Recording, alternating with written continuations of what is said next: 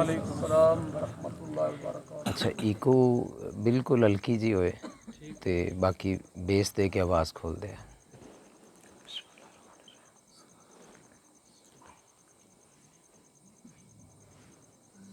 نحمدہ ونصلی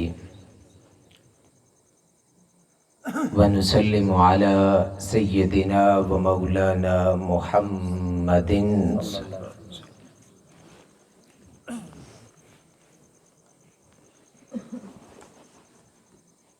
رسولہ النبی الامین المکین الحنین الکریم الرؤوف الرحیم۔ سبحان اللہ۔ اما بعد فاعوذ باللہ من الشیطان الرجیم بسم اللہ الرحمن الرحیم۔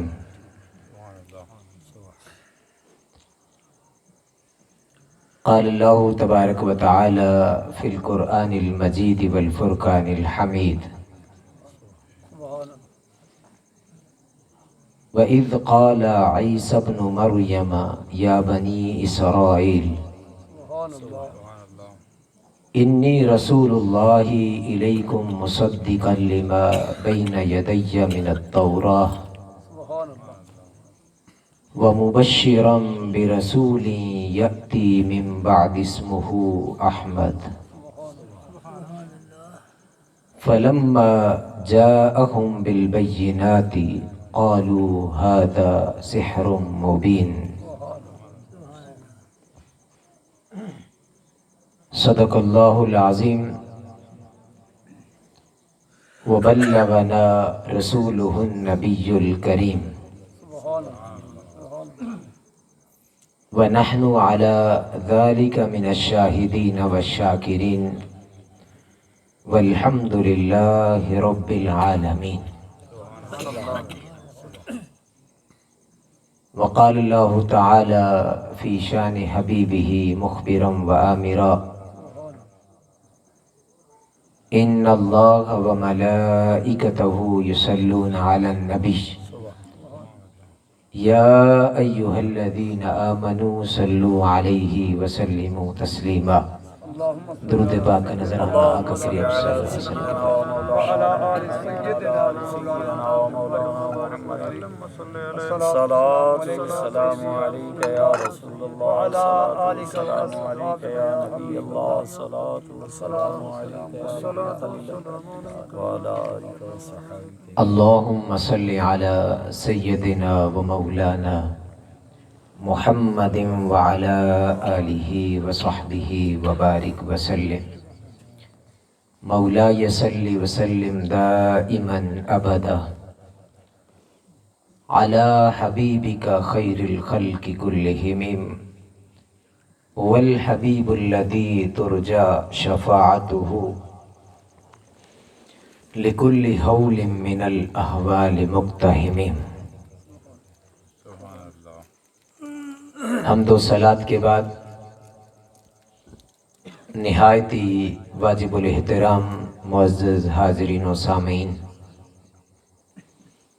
محترم المقام قاری صاحب، امام و خطیب جامع مسجد حاضہ، برادرم ممتاز حسین،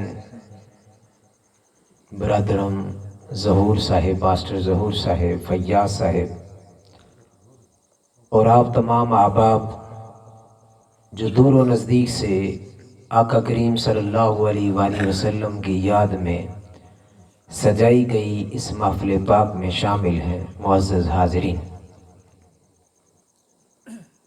آج جاڑا تھل کے اندر آج کی اس عظیم رات، جس عظیم رات کو سرور کائنات صلی اللہ علیہ وآلہ وسلم اس دنیا میں تشریف لائے، آقا کی آمد کے جشن کے حوالے سے آج اس خوبصورت محفل، خوبصورت رات اور خوبصورت ذکر کے لیے جمع ہیں۔ دعا ہے کہ پروردگار عالم ہم سب کی اس حاضری کو اپنی پاک بارگاہ میں قبول و منظور فرمائے۔ ہمارا ایمان ہے کہ محبوب کی محفل کو محبوب سجاتے ہیں، آتے ہیں وہی جن کو سرکار بلاتے ہیں۔ یوں تو پورا سال کوئی ایسی گھڑی نہیں جس میں حضور کا ذکر کیا جائے اور وہ باعث برکت اور باعث فضیلت نہ ہو، مگر وہ خاص گھڑیاں جن گھڑیوں میں آقا کا تولد ہوا، حضور اس دنیا میں تشریف لائے، ان مبارک گھڑیوں میں اس مبارک ہستی کا ذکر کرنا، یہ تو بڑی سعادت کی بات ہے۔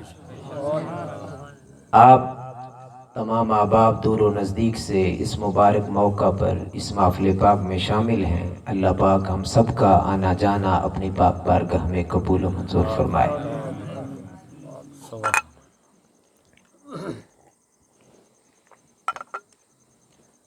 آج کی رات کی مناسبت سے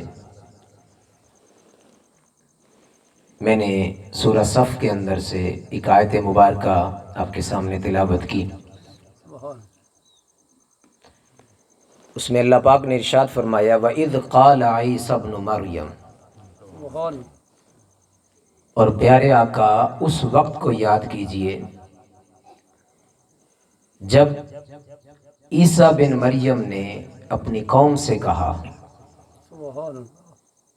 انی رسول اللہ الیکم مصدقا لما بین یدی من التوراۃ،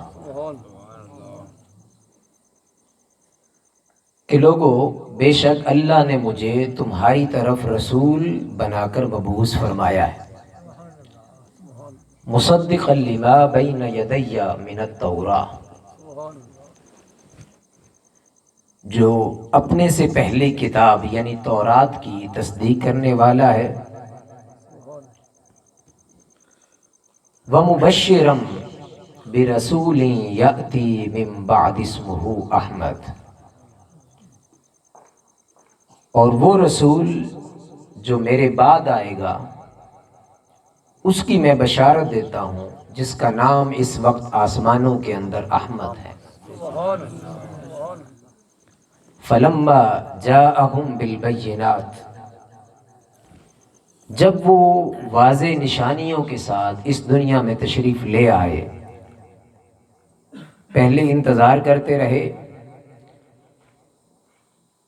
مگر جب آ گئے تو کیا کہا قالوا هذا سحر مبین، یہ تو کھلا جادو ہے، یعنی مانا نہیں انکار کر دیا۔ تو آقا کریم صلی اللہ علیہ وسلم کے تذکرے تو پہلی امتوں سے جاری و ساری ہیں۔ حدیث مبارکہ میں آتا ہے کہ ہر نبی جب اس دنیا میں آتا وہ اپنی امت سے عہد لیتا تھا۔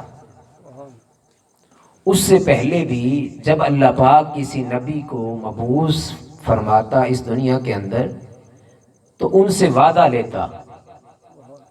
وہ وعدہ کیا تھا کہ اے نبی، اگر تمہارے دور میں میرا وہ محبوب پیغمبر تشریف لے آئے تو کیا کرنا، اس کا کلمہ پڑھنا اور اس کی امتی بن جانا۔ قربان جائیے مولا کی شان پہ۔ اب خدا کو علم نہیں تھا کہ یہ نبی آخر الزماں ہے؟ علم تھا یا نہیں تھا کہ اس نے آخر پہ آنا ہے؟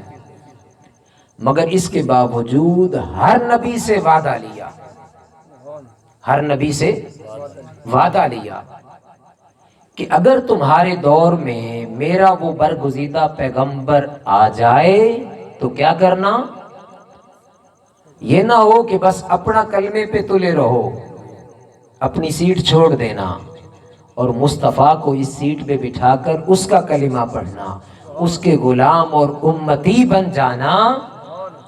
اللہ رب العزت نے ہر نبی سے یہ وعدہ لیا، اور پھر ہر نبی اپنے امتیوں سے یہ وعدہ لیتا رہا کہ اگر نبی آخر الزمان آپ کے دور میں آ جائیں تو ایسا نہ ہو کہ میرے کلمے پہ رہو، نہیں، میرا کلمہ چھوڑ دینا اور اس نبی آخر الزماں کا کلمہ پڑھنا۔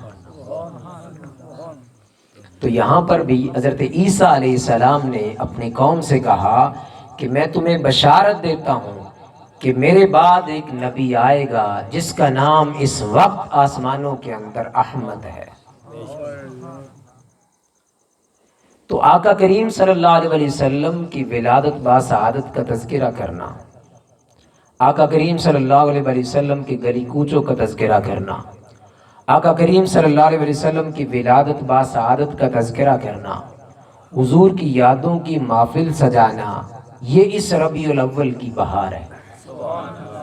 اس ربیع الاول کی کیا ہے؟ بہار ہے۔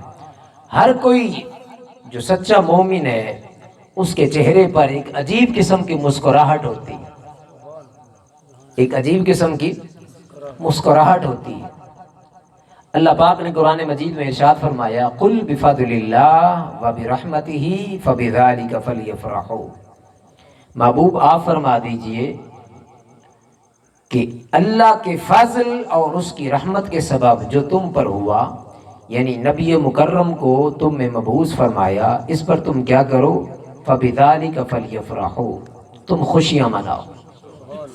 هو خیر مما یجمعون، یہ ان سب باتوں سے بہتر ہے جو تم جمع کیے ہوئے ہو۔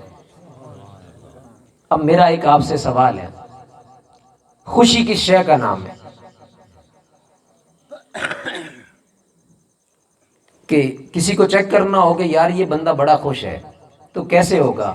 آپ اس کو کوئی پیپر لا کے دیں گے، پینسل دیں گے کہ یار لکھ کے بتاؤ کہ خوش ہے یا ناخوش ہے، کیسے پتہ چلے گا؟ چہرے سے، یعنی اس کے چہرے پر کیا ہوگی؟ مسکراہٹ ہوگی۔ آپ اس سے تھوڑا سا آگے چلیں، خوشی کا اظہار کیسا ہوگا؟ منہ دھویا ہوگا یا اندھوتے منہ کے ساتھ ہوگا؟ چہرہ چمک رہا ہوگا، صابن کے ساتھ اس نے منہ دھویا ہوگا، اگر تھوڑے سے اور مالدار ہے کوئی کریم بھی لگا لے گا، سر کے اوپر تھوڑا سا تیل لگا کے کنگھی کر لے گا۔ اس سے تھوڑا سا آگے چلیے، اس نے کپڑے بھی اچھے پہنے ہوں گے یا نہیں؟ کپڑے اچھے پہنے ہوں گے۔ اور تھوڑا سا آگے چلے، اس کو خوشی ہو، کیا کرتا ہے؟ گھر کو سجاتا ہے، رنگ روغن کرتا ہے، کلی والے کو بلاتا ہے، رنگ والے کو بلاتا ہے، مستری کو بلاتا ہے، یار یہ میرے گھر میں فلاں فلاں فالٹ ہے، فلاں فلاں جگہ سے سیمنٹ اترا ہوا ہے، اس کو سیٹ کر دو، واش روم کا یہ مسئلہ ہے، سیٹ کر دو۔ پہلے گھر کو سیٹ کرتا ہے، پھر سجاتا ہے، تو ہر کوئی سمجھ جاتا ہے کہ اس کے گھر میں کیا ہے؟ خوشی ہے۔ بتانے کی ضرورت نہیں ہوتی، بتانے کی ضرورت ہے؟ کسی کے گھر میں شادی ہو تو پورا ہفتہ بلکہ مہینوں پہلے پتہ چلتا ہے، وہ کہتے ہیں واہ بڑا گھر سجایا جا رہا ہے، او بھائی میرے بیٹے کی شادی ہے، میرے بھائی کی شادی ہے، یہی ہے یا نہیں؟ پہلے بیٹی کی شادی ہو بہت پہلے کپڑوں کی سلائی شروع ہو جاتی ہے، رضائیوں کی سلائی شروع، یہ سارا کام پہلے پتہ چل جاتا ہے کہ ان کے گھر میں خوشی آنے والی ہے۔ تو خوشی بتانے کی ضرورت نہیں۔ آپ کہیں کہ یہ آقا کا میلاد ہے اور حضور کی آمد پر ہم جشن مناتے ہیں، تو جشن لکھ کے نہیں بتانا پڑتا، جشن لکھ کے نہیں بتانا پڑتا کہ حضور کی آمد ہے ہم خوشی منا رہے ہیں۔ بھائی جس کو خوشی ہوتی ہے وہ چہرے سے نظر آتا ہے کہ یہ خوش ہے۔ جس کو خوشی ہے آقا کی آمد کی، اس کے گھر کو دیکھ کے پتہ چلتا ہے کہ یہ خوش ہے۔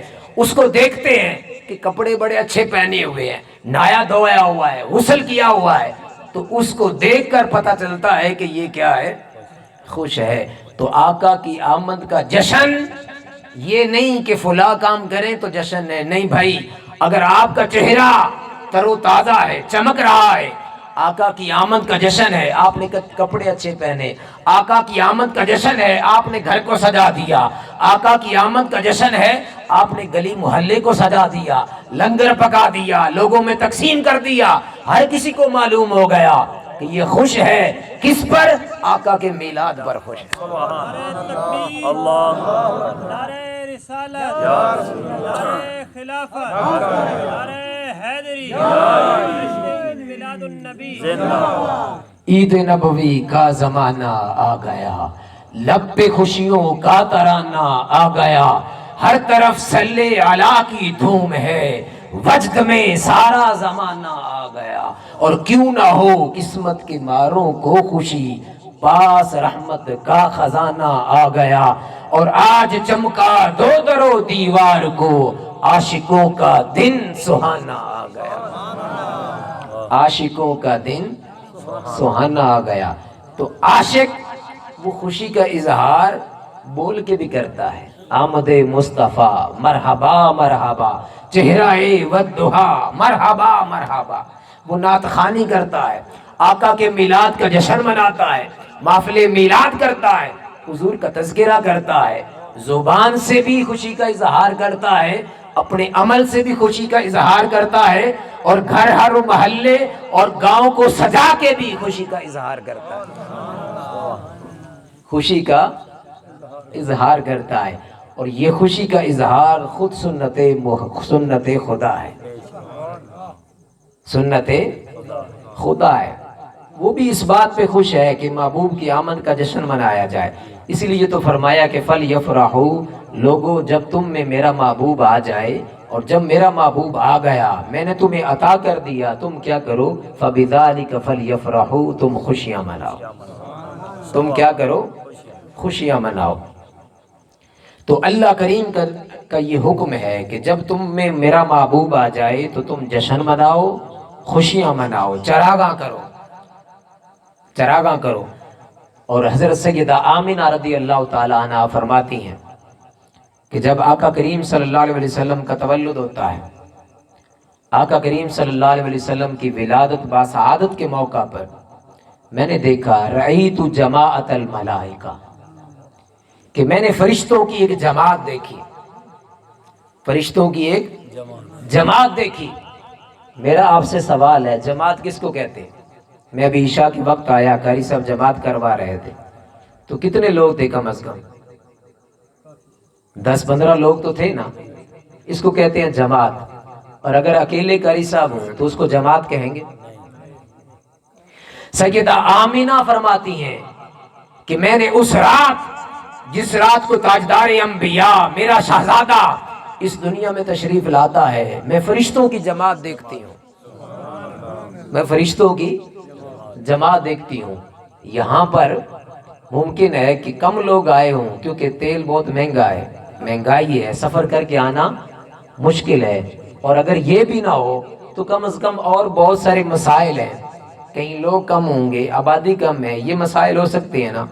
مگر رب ہے، وہ تو خالق ہے، اس نے فرشتوں کو بھیجا ہوگا تو کنجوسی کی ہوگی، یا اس نے بھیجنا تھا تو دیکھنا تھا کہ اچھا کنوینس دیکھتے ہیں، بس میں جتنے لوگ پورے آتے ہیں بھیج دیتے ہیں، باقیوں کو نہیں، اس نے تو کرنا ہے بس پہنچو۔ اب خدا جتنوں کو چاہے بھیج سکتا ہے۔ تو سیدہ آمنہ فرماتی ہیں رأیت جماعت الملائکہ، میں نے فرشتوں کی جماعت دیکھی۔ تو جماعت میں چند ملائکہ ہوں گے یا ہزاروں لاکھوں کی تعداد میں ہوں گے؟ بھئی خدا نے بھیجے ہیں تو وہ چند ایک نہیں ہوں گے۔ اور پھر موقع بھی ایسا ہے، موقع بھی ایسا ہے کہ ولادت باسعادت کا موقع ہے، حضور کی آمد کا موقع ہے۔ ایسے موقع پر جب وہ محبوب پیغمبر اس دنیا میں آ رہا ہے تو کیا مولا نے چند ملائکہ کو بھیجا ہوگا کہ جاؤ میرے محبوب کی آمد ہے؟ نہیں۔ ارے اس کی تو یہ شان ہے کہ آقا کے مزار پر صبح و شام 70,000 ملائکہ آتے ہیں۔ حضرت نبی بن وہب فرماتے ہیں کہ کتنے؟ 70,000 صبح اور 70,000 شام کو آتے ہیں۔ 70,000 چلے گئے، شام کو اور آ گئے، پھر صبح وہ ڈیوٹی چینج۔ 70,000 روزانہ تعداد کتنی بنی؟ 1,40,000 ملائکہ روز آقا کریم کے روضہ پر حاضر ہوتے ہیں، درود و سلام پڑھتے ہیں، آقا کریم صلی اللہ علیہ وسلم کی قبر انور کو مس کرتے ہیں۔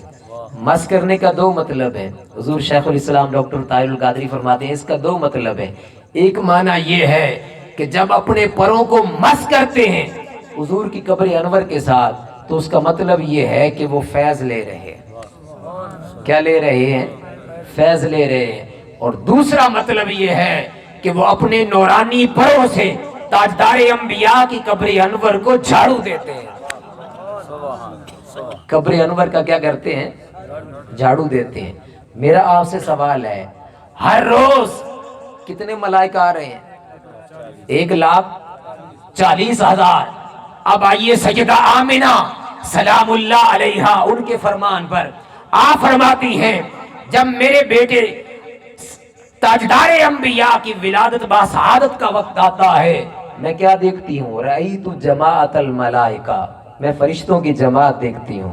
میرا آپ سے سوال ہے، ہر روز حضور کی بارگاہ میں 1,40,000 1,40,000 ملائکہ آتے ہیں، تو وہ وقت جس وقت میں تاجدار انبیاء کا تولد ہوتا ہے، حضور اس دنیا میں تشریف لاتے ہیں، تاجدار انبیاء کی ولادت باسعادت کا وقت ہوتا ہے، تو کیا اللہ نے چند ملائکہ کو بھیجا ہوگا؟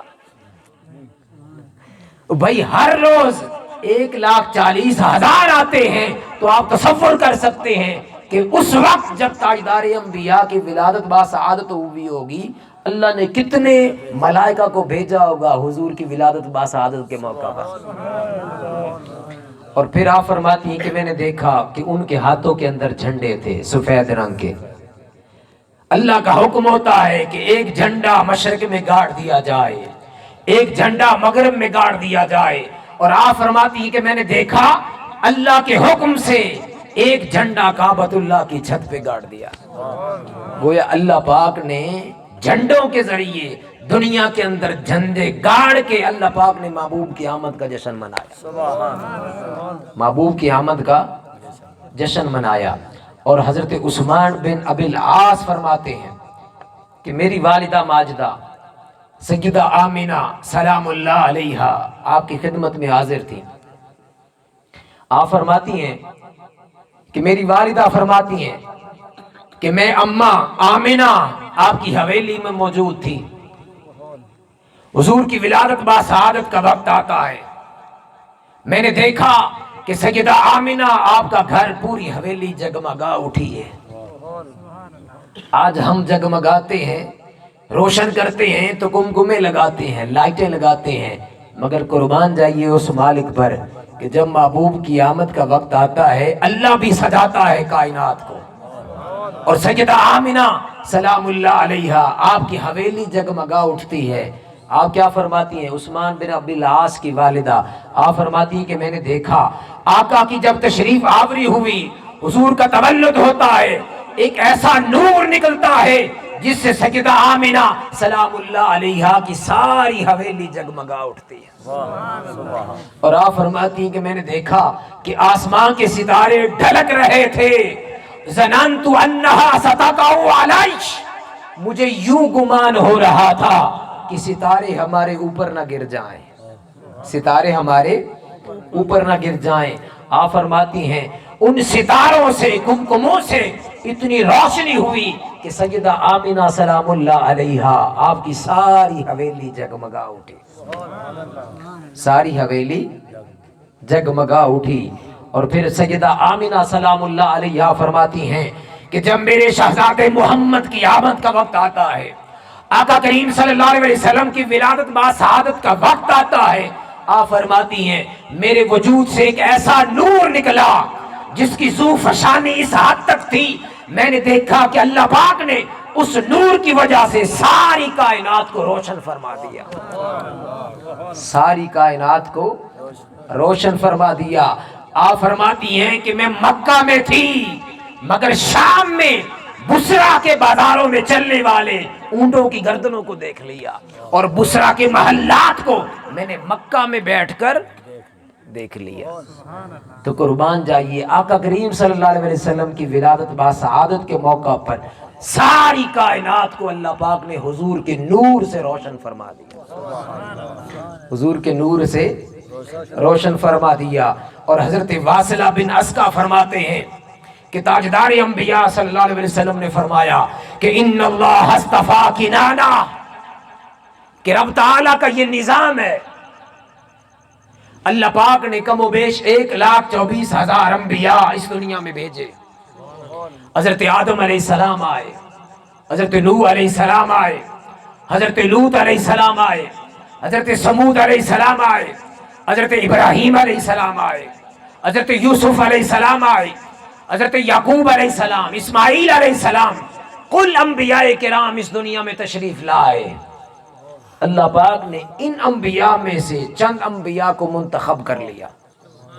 خیار ولد آدم خمسہ, اللہ پاک نے 5 انبیاء کرام کو ان انبیاء میں کیا کر لیا؟ منتخب کر لیا.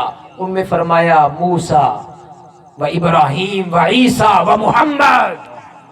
فرمایا کہ ان میں نوح ہے, ان میں ابراہیم ہے, ان میں موسیٰ ہے, ان میں عیسیٰ بن مریم ہے, اور اس میں محمد مصطفیٰ صلی اللہ علیہ وسلم.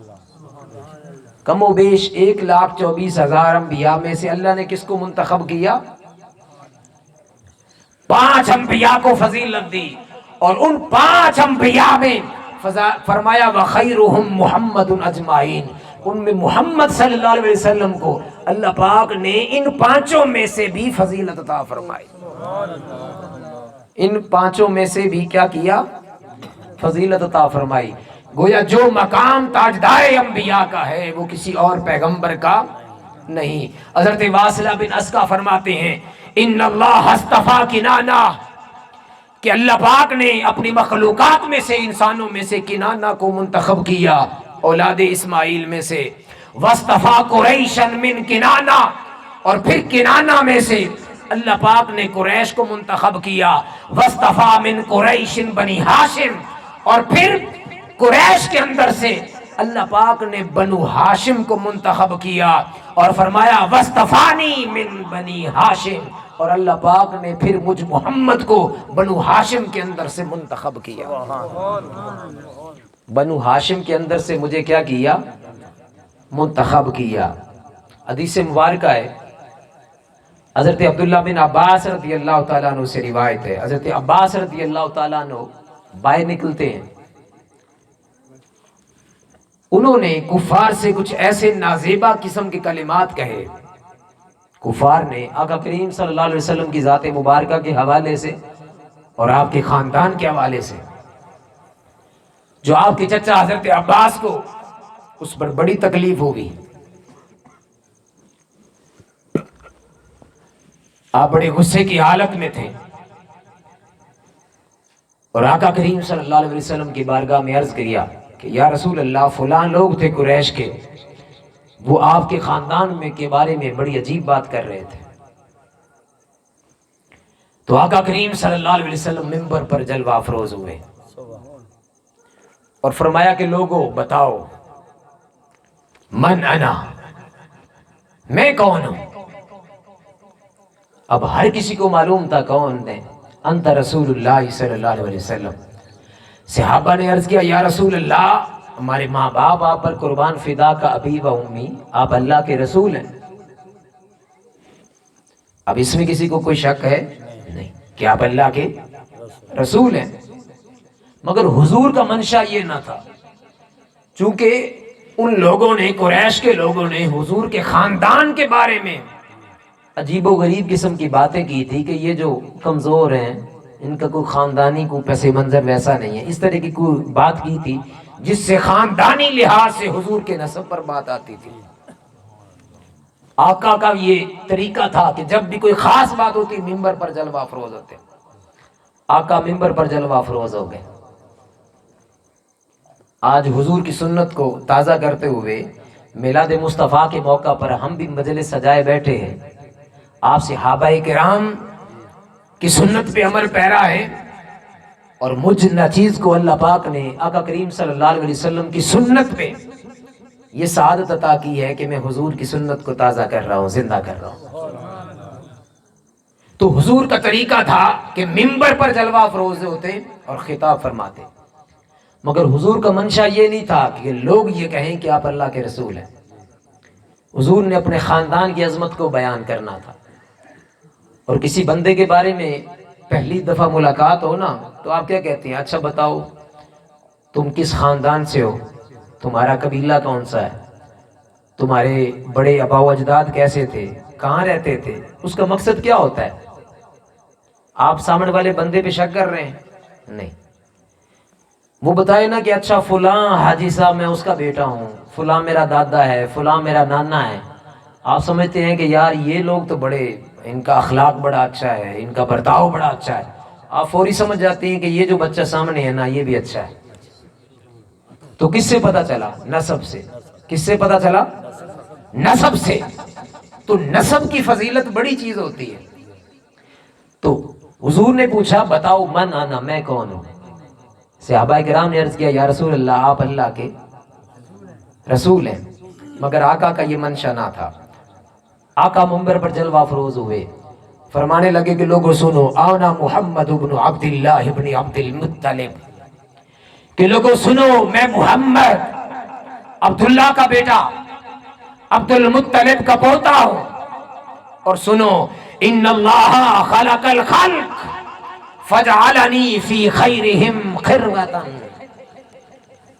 فرقتاً، کہ لوگوں سنو اللہ پاک نے مخلوقات پیدا کی اور ان مخلوقات میں سے انسان کو افضل بنایا، انسان کو افضل بنایا، جس کے بارے میں فرمایا لقد خلقنا الانسان فی احسن تقویم، کہ میں نے انسان کو بہترین صورت عطا کی، بہترین صورت کے ساتھ انسان کو بھیجا، اور پھر میں نے اس انسان کو اپنا خلیفہ مقرر کیا۔ وَإِذْ قَالَ رَبُّكَ لِلْمَلَائِكَةِ إِنِّي جَاعِلٌ فِي الْأَرْضِ خَلِيفَةً، مخلوقات میں انسان کو چنا اور اس انسان کو اپنی خلافت عطا کی۔ فرمایا کہ اللہ پاک نے مخلوقات بنائی اور ان میں سے بہترین جو خلق تھی وہ انسان تھا۔ بہترین خلق کیا تھی؟ انسان۔ اللہ پاک نے اس بہترین خلق یعنی انسانوں کے اندر مجھے اٹھایا، اور پھر فرمایا ثم جعلہم فرقتین، اللہ پاک نے اس انسانوں کے دو فرقے بنائے، ایک عرب کا فرقہ اور ایک عجم کا۔ اللہ پاک نے عربوں کو فضیلت عطا کی، فرمایا کہ مجھے اس عرب کے قبیلے میں رکھا، اور پھر فرمایا ثم جعلہم قبائل، پھر اللہ پاک نے قبائل بنائے، اور ان میں سے جو بہترین قبیلہ تھا وہ قریش کا قبیلہ تھا۔ فرمایا کہ مجھ محمد کو اس قریش کے قبیلے سے اٹھایا، اور پھر فرمایا کہ لوگوں سنو ثم جعلہم بیوتاً، اللہ پاک نے پھر ان قبائل کے گھرانے بنائے، اور ان میں سے جو بہترین گھرانہ تھا وہ بنو ہاشم تھا۔ بہترین گھرانہ کیا تھا؟ بنو ہاشم کا تھا۔ فجعلنی فی خیرہم بیتاً، اللہ پاک نے مجھے اس بہترین گھرانے یعنی بنو ہاشم کے اندر رکھا، اور فرمایا کہ لوگوں سنو میں نسب کے لحاظ سے بھی سب سے جدا ہوں اور حسب کے لحاظ سے بھی سب سے جدا ہوں، سبحان اللہ، یعنی کسی بھی لحاظ سے میرا کوئی ثانی نہیں۔ اللہ پاک نے ہر جہت سے مجھے بے مثال بنایا ہے، مجھے بے مثال بنایا ہے۔ ایسے تو نہیں کہ حضرت حسان بن ثابت پکار اٹھتے ہیں وَأَحْسَنُ مِنْكَ لَمْ تَرَكَتْ عَيْنِي وَأَجْمَلُ مِنْكَ لَمْ تَلِدِ النِّسَاءُ خُلِقْتَ مُبَرَّأً مِنْ كُلِّ عَيْبٍ كَأَنَّكَ قَدْ خُلِقْتَ كَمَا تَشَاءُ وَأَحْسَنُ مِنْكَ لَمْ تَرَكَتْ عَيْنِي، آقا آپ جیسا حسین و جمیل تو میری آنکھ نے کبھی دیکھا ہی نہیں۔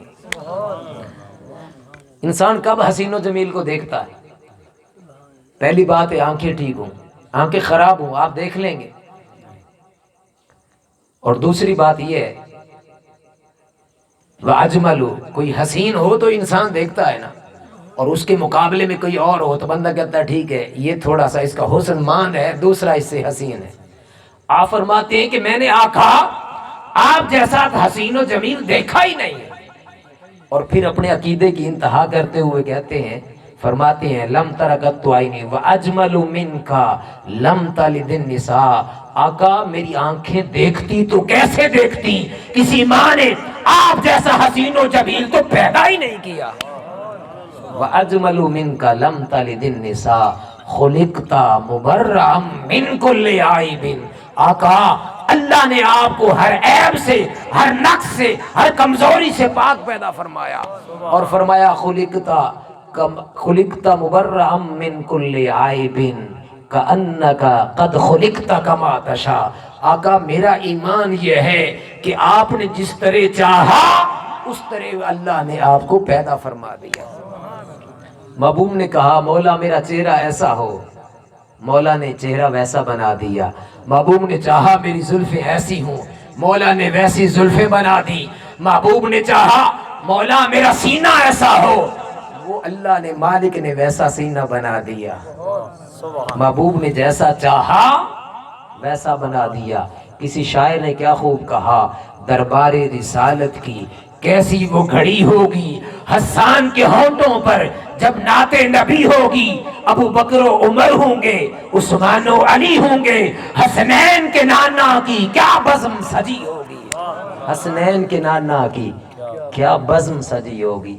بزم آپ نے نہیں سجائی، یہ پہلے سے سجی آ رہی ہے، یہ خود صحابہ کرام کی اور حضور کی سنت ہے۔ اب یہ مدح سرائی حضور کی وفات کے بعد، وصال کے بعد نہیں کر رہے، حضور سامنے موجود ہیں، آقا کو سامنے بٹھا کے حضور کی تعریفیں ہو رہی ہیں، اور آپ کیا سمجھتے ہیں حضور اکیلے موجود ہوتے ہیں جب حسان بن ثابت تعریف کر رہے ہیں؟ بھائی پوری مجلس ہے، پوری محفل ہے، حضور برادمان ہیں، حسان بن ثابت نعت گو ہیں، نعت گو شاعر ہیں، خود ہی کلام فرماتے ہیں بازبان شاعر، کلام شاعر با زبان شاعر۔ اور میر مجلس کون ہے، مہمان خصوصی کون ہے، صدارت کس کی ہے؟ خود تاجدار انبیاء کی۔ اور مجلس میں کون ہے، سامعین کون ہیں؟ صحابہ کرام۔ صحابہ کی مجلس میں حضور کی مدح سرائی، حضور کی سراخانی، حضور کے میلاد کا تذکرہ، حضور کی ولادت باسعادت کا تذکرہ، تو کیا اور میلاد کسے کہتے؟ میلاد کسے کہتے؟ بھئی ہم بھی حضور کی آمد کا تذکرہ کر رہے ہیں۔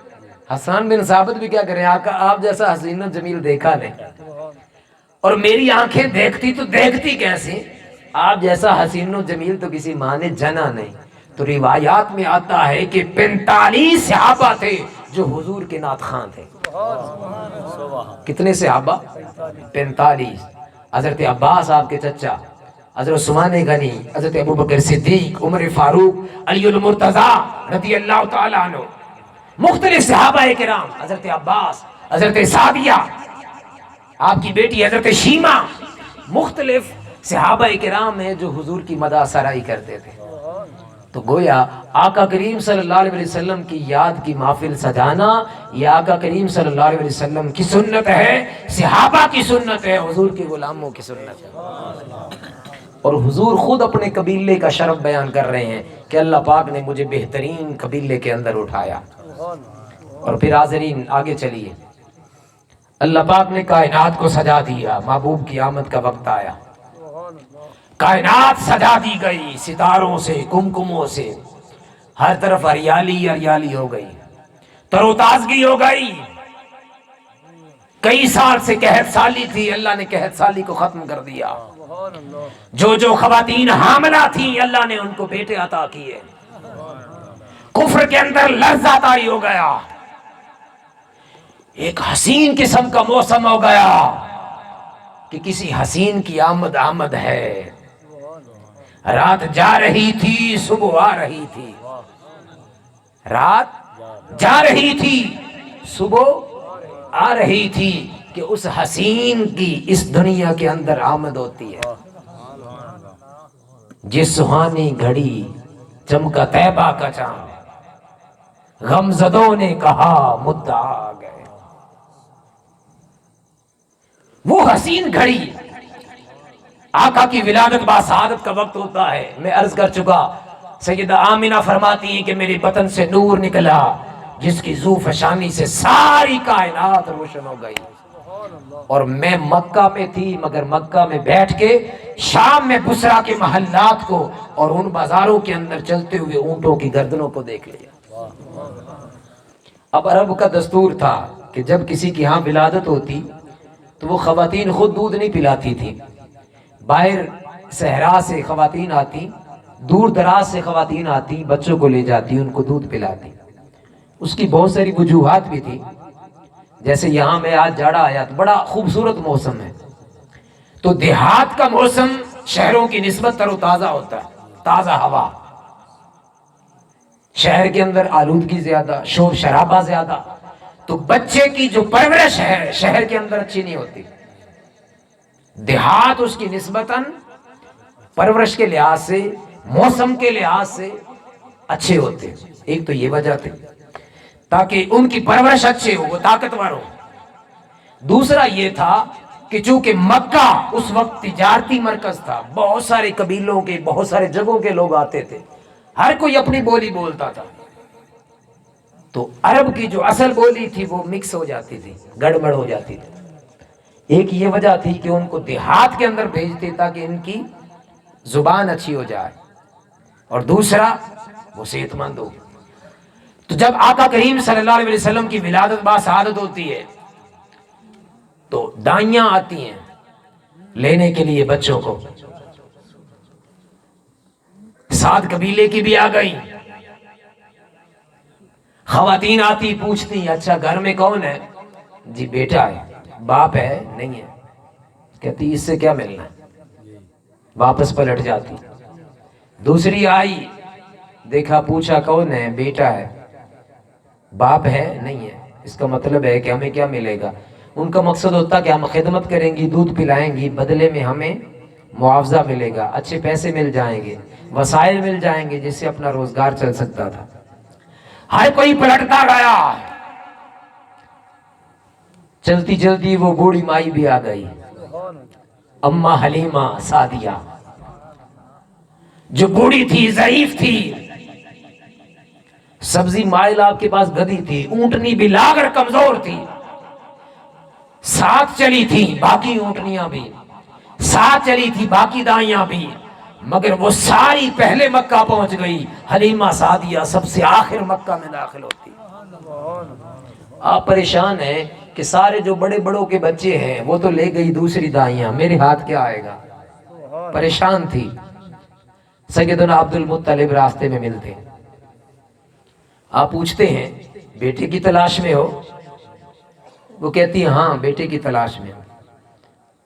آپ فرماتے ہیں کہ میرے ہاں بھی ایک بیٹا ہے، میرا پوتا ہے، کیا اسے دودھ پلاؤ گی؟ حضرت سیدنا عبد المطلب پوچھتے ہیں بتاؤ اے مائی تیرا نام کیا ہے اور کس قبیلے سے آئی ہے؟ وہ فرمانے لگی کہ میرا نام سعدیہ ہے، میرا نام حلیمہ ہے، اور بنو سعد سے آئی ہوں، قبیلہ سعد سے آئی ہوں. تو سیدنا عبد المطلب آپ نے جب سنا با آوازیں بلند کہنے لگے بخ بخ بخ بخ حلم، بخ بخ حلم وسعد خصلتان. واہ واہ واہ، اللہ پاک نے 2 خصلتیں جمع کر دی، سعد بھی اور حلم بھی. اس میں تو دونوں جہانوں کی ابدی عزتیں ہیں، ابدی شانیں ہیں. واہ کتنی خوش قسمت ہو کہ حلم والی بھی ہو اور سعد خوش قسمتی والی بھی ہو. حلیمہ سعدیہ کو گھر لے گئے. یہاں پر کئی لوگ بعض اوقات مغالطے میں کہتے ہیں کہ بھائی وہ بڑی دائیاں تھی، بڑوں کے دیکھنے والی تھی، مگر حقیقت یہ ہے کہ ان کو حضور نے قبول ہی نہیں کیا. حضور نے قبول ہی نہیں کیا. آتے ہیں وہی جن کو سرکار بلاتے ہیں.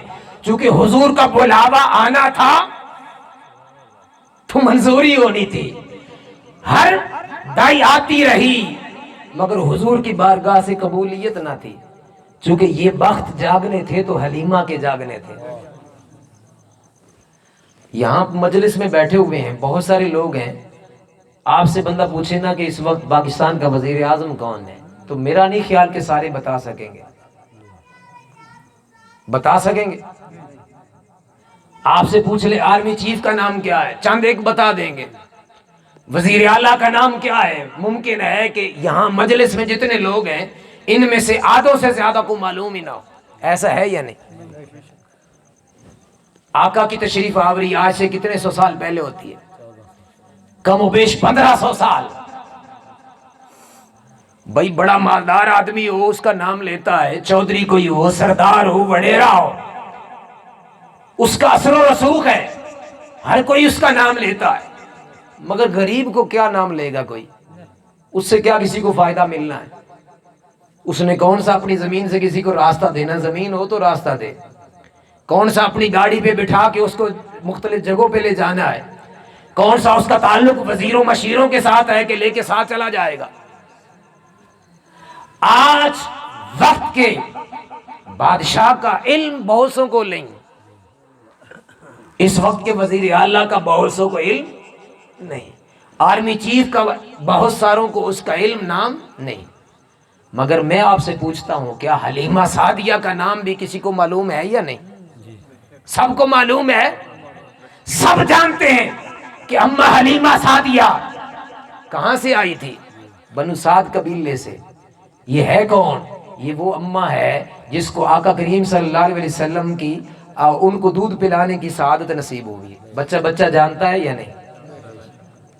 غریب ہے، خاندان بھی وہاں ہے کہ جس کا کوئی پتہ نہیں ہے. آپ کے خاندان کے دیگر لوگ بھی ہوں گے، ان کا نام کسی کو معلوم ہے؟ نہیں پتا. آج تو انٹرنیٹ ہے، جدید دنیا ہے، موبائل کے ذریعے، میسج کے ذریعے، انٹرنیٹ کے ذریعے آپ دوسروں کو بتا دیتے ہیں.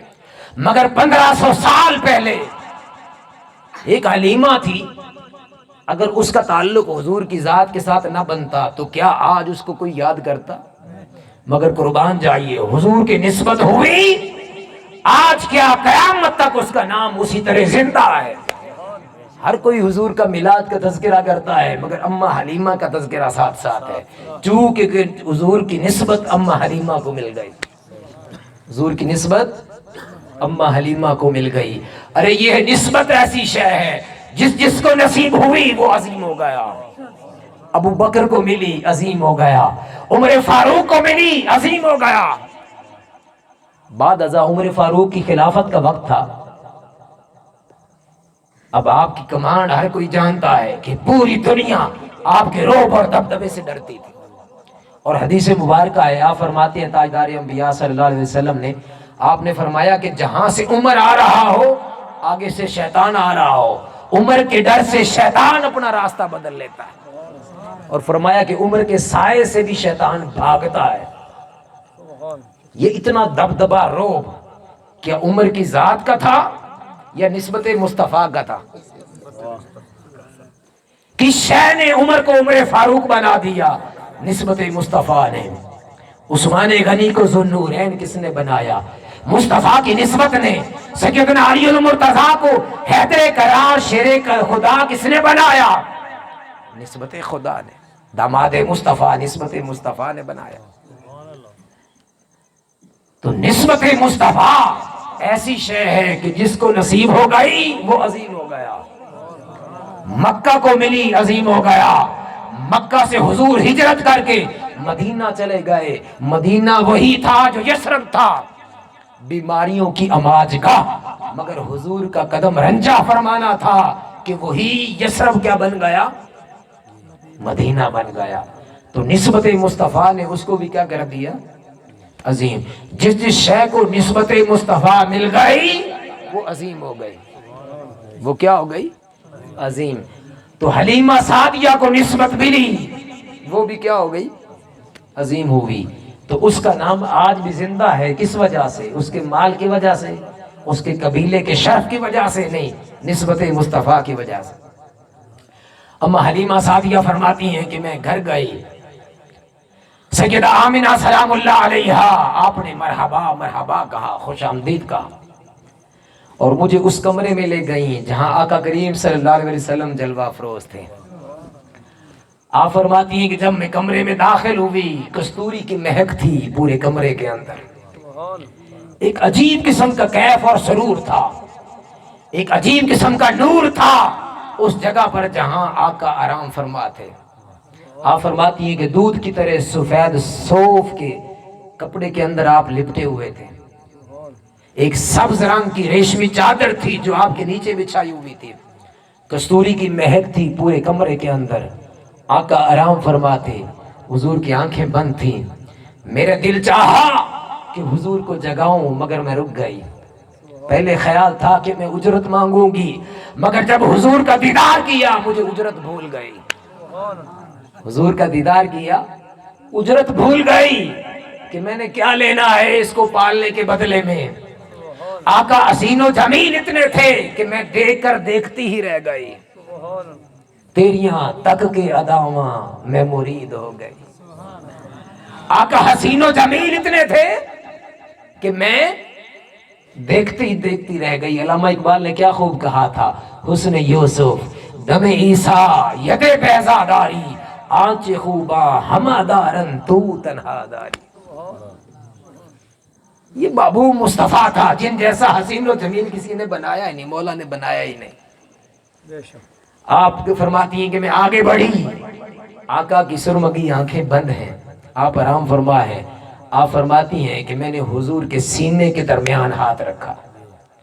جب میں نے اپنا ہاتھ حضور کے سینے پر رکھا, آقا کریم صلی اللہ علیہ وسلم نے اپنی سرمگی آنکھیں کھولی اور حضور کے چہرے پر مسکراہٹ تھی.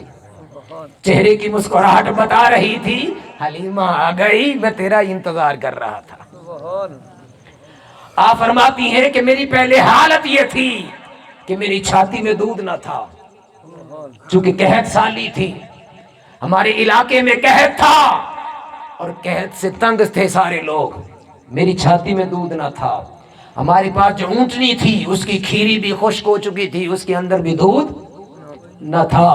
مگر جب میں نے حضور کو اٹھایا, اپنی چھاتی کے ساتھ لگایا, خدا کی عزت کی قسم بعد ازاں جب میں نے چھاتی حضور کے سامنے پیش کی, میری چھاتی کے اندر اتنا دودھ آ گیا کہ آقا کریم صلی اللہ علیہ وسلم نے بطن بھر کے سیر حاصل حضور نے دودھ پیا.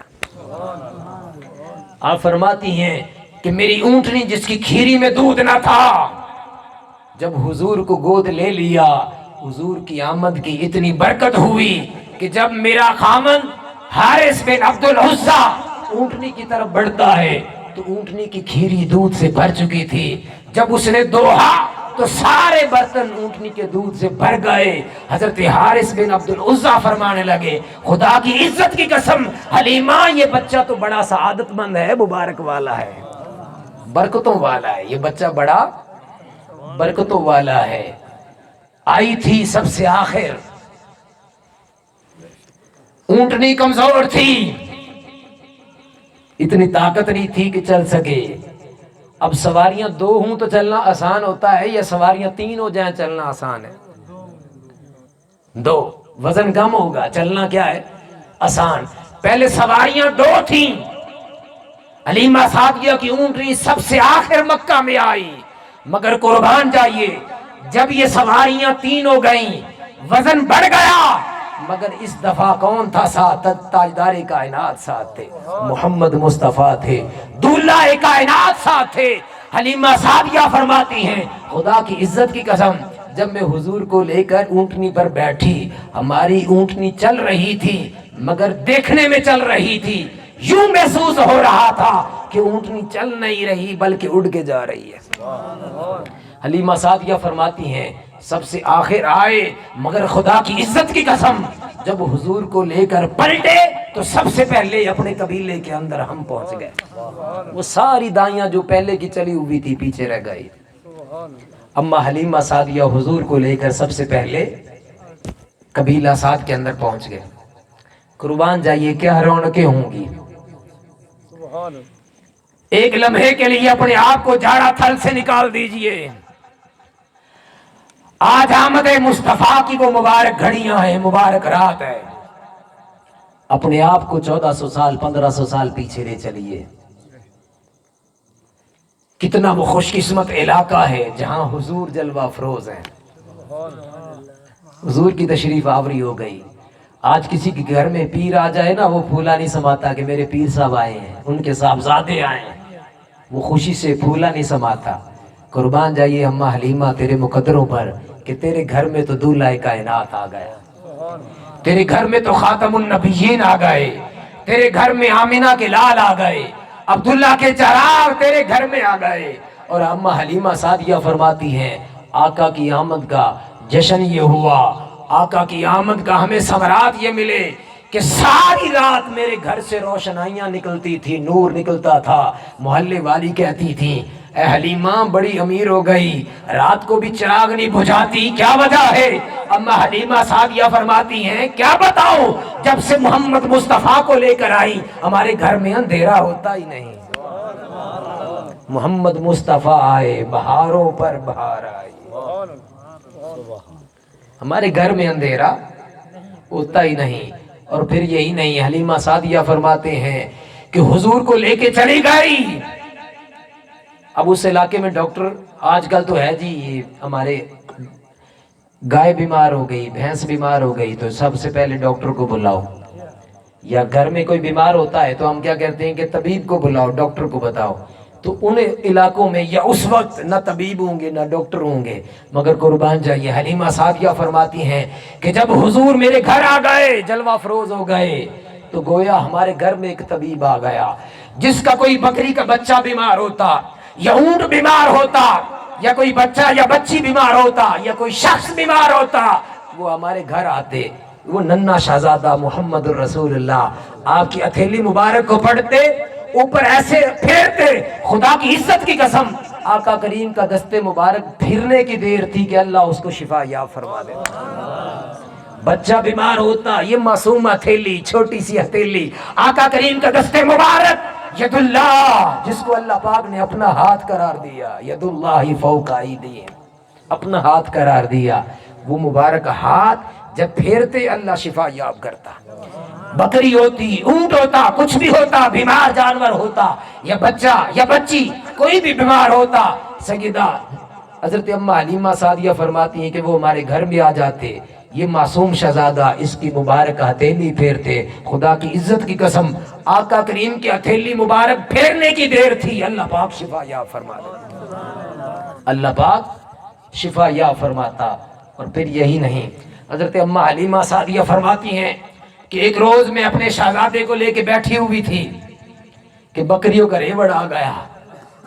آپ فرماتی ہیں کہ میں ایک عجیب منظر دیکھتی ہوں کہ بکریوں کے ریوڑ میں سے ایک بکری آگے بڑھتی ہے اور حضور کی بارگاہ میں حاضر ہوتی ہے، حضور کو سجدہ کرتی ہے، آقا کریم صلی اللہ علیہ وسلم کے مبارک قدموں کو چومتی ہے، حضور کے اس سر مبارک کو بوسہ دیتی ہے، واپس چلا جاتی ہے۔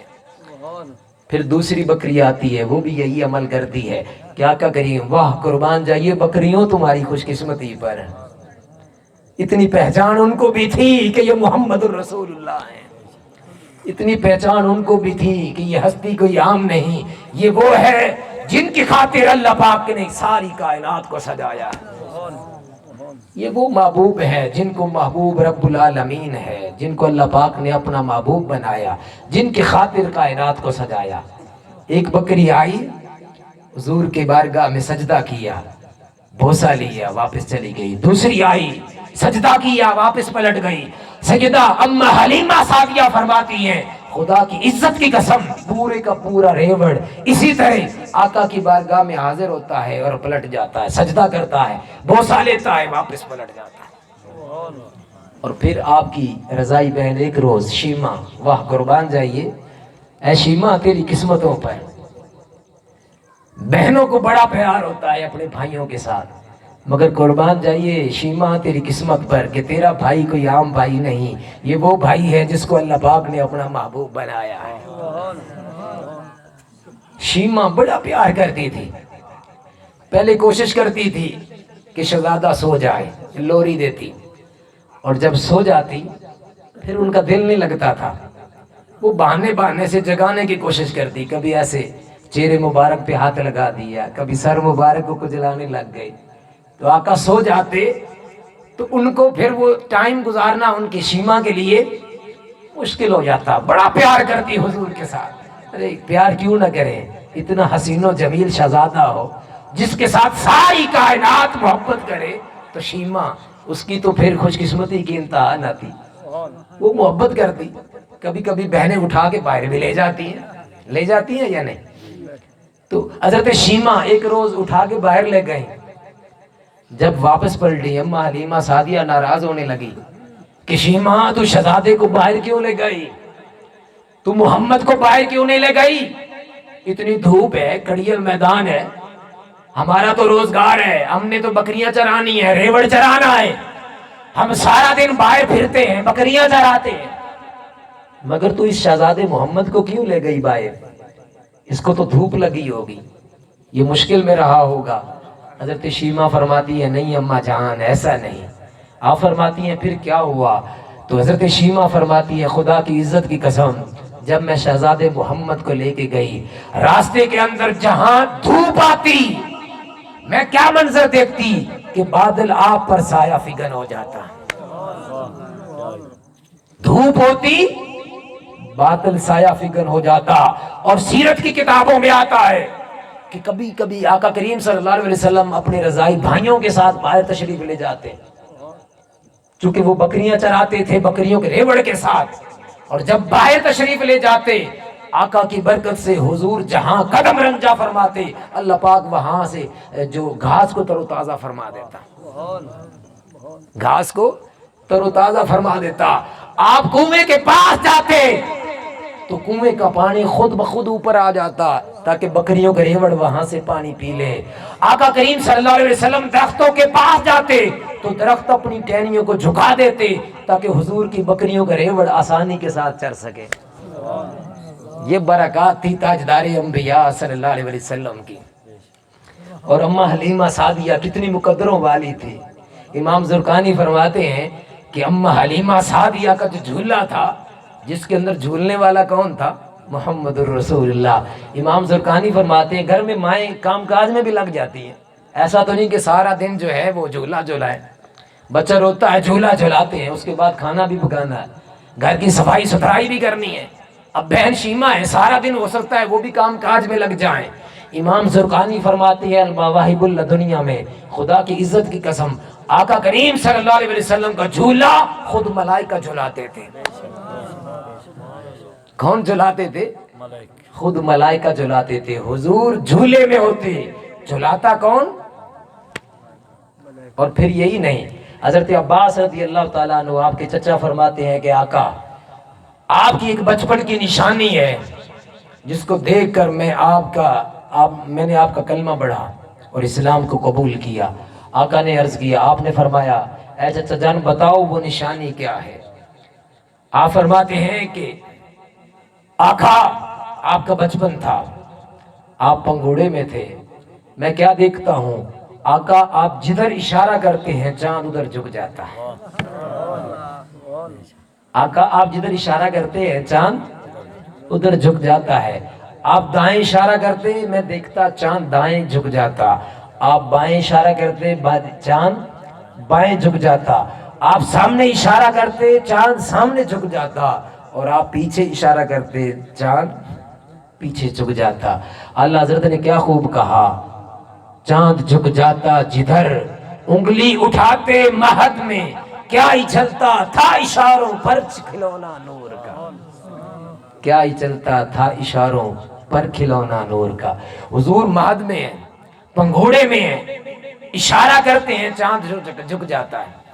آپ فرماتے ہیں کہ اے عباس آپ اس پر حیران ہو رہے ہو، خدا کی عزت کی قسم میں اس وقت چاند سے باتیں کرتا تھا، اور اس سے بھی قبل کی بات ہے آپ فرماتے ہیں کہ میں لوح پر چلنے والی قلم کی آواز سنتا تھا، حالانکہ میں اس وقت بطن مادر میں تھا، ماں کے پیٹ میں تھا، مگر لوح پر جو قلم چلتی تھی میں اس قلم کی آواز کو بھی سنتا تھا، میں اس آواز کو بھی سنتا تھا۔ چاند سے تشبیہ دینا کس طرح انصاف ہے۔ تو حاضرین محترم یہاں آقا کریم صلی اللہ علیہ وسلم حضرت اماں حلیمہ سعدیہ کے گھر ہے، جھولا کون جھلا رہا ہے؟ خود ملائکہ جھلا رہے ہیں۔ اور کھلونے حضور کے کیا ہیں؟ ہم میں سے ہر کسی کے کھلونے دنیاوی ہوتے ہیں، مگر قربان جائیے آقا کریم صلی اللہ علیہ وسلم کی شان پر کہ آقا کریم کے کھلونے کیا ہے؟ چاند ہے۔ آقا کا کھلونا کیا ہے؟ چاند ہے۔ آخری ایک بہت خوبصورت حدیث مبارکہ آج کے مضمون کے حوالے سے عرض کر کے ختم کرتے ہیں۔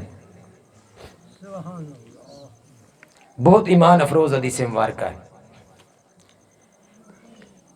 حضرت عباس رضی اللہ تعالیٰ عنہ ان سے حدیث روایت ہے، آقا کریم صلی اللہ علیہ وسلم نے ارشاد فرمایا صحابہ کرام کی مجلس ہے اور صحابہ کرام کی مجلس میں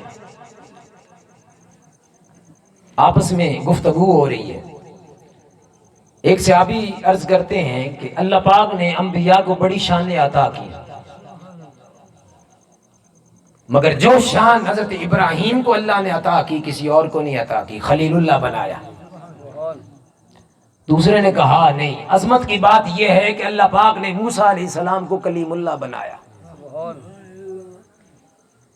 کسی نے کہا کہ اللہ پاک نے نوح علیہ السلام کو نجی اللہ بنایا. یہ بڑی تعجب کی بات ہے اور بڑے اعزاز کی بات ہے. اتنی دیر میں آقا بھی تشریف لے آئے. فرمایا کہ تمہاری باتوں کو میں نے سن لیا. تم نے کہا کہ حضرت آدم علیہ السلام صفی اللہ ہیں. فرمایا کہ کوئی شک نہیں، اللہ نے ان کو چن لیا. تم نے کہا حضرت موسیٰ علیہ السلام کلیم اللہ ہیں، کوئی شک نہیں کہ وہ اللہ سے کلام کرنے والے تھے. اے میرے صحابہ، تم نے کہا کہ حضرت عیسیٰ علیہ السلام کلیمت اللہ اور روح اللہ ہے، کوئی شک نہیں کہ وہ کلیمت اللہ اور روح اللہ ہے. تم نے کہا کہ ابراہیم خلیل اللہ ہے.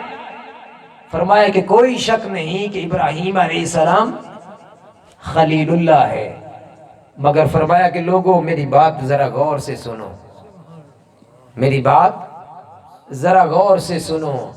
الا وانا حبیب اللہ ولا فخر. لوگوں خبردار، اللہ نے مجھے اپنا حبیب بنایا ہے.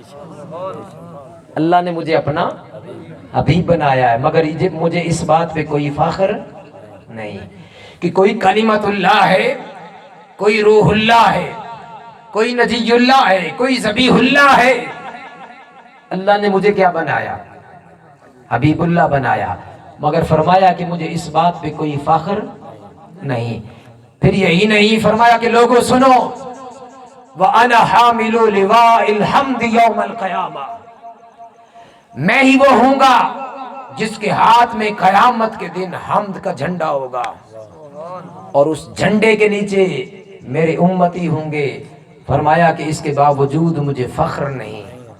قربان جائیے، آج دنیا کا معمولی سا رتبہ مل جائے، لوگ ان کی ٹوری بدل جاتی ہے، ان کی چال ڈھال رہن سہن بدل جاتا ہے یا نہیں؟ مگر قربان جائیے آقا کریم کی ذات مبارکہ پر. فرمایا کہ اللہ پاک قیامت کے دن مجھے حمد کا جھنڈا عطا کرے گا، مگر مجھے اس بات پہ کوئی فخر نہیں. اور پھر یہی نہیں، فرمایا وَأَنَا أَوَّلُ شَافِعٍ وَأَوَّلُ مُشَفِّعٍ يَوْمَ الْقِيَامَةِ.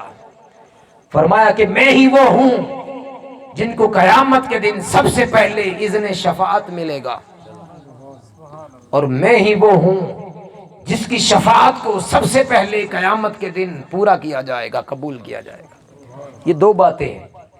ایک ہے سفارش کرنا.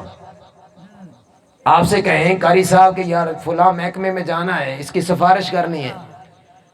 ممکن ہے کہ آپ کا دل رکھنے کے لیے کہیں کہ چلو ٹھیک ہے جی ممتاز صاحب آپ نے کہا ہے تو ہم چلتے رہتے ہیں. آپ جا کے سفارش کریں، وہ کہے گا نہیں یار یہ تو میرے بس کی بات نہیں ہے. سفارش تو کر دی مگر سفارش سنی گئی نہیں.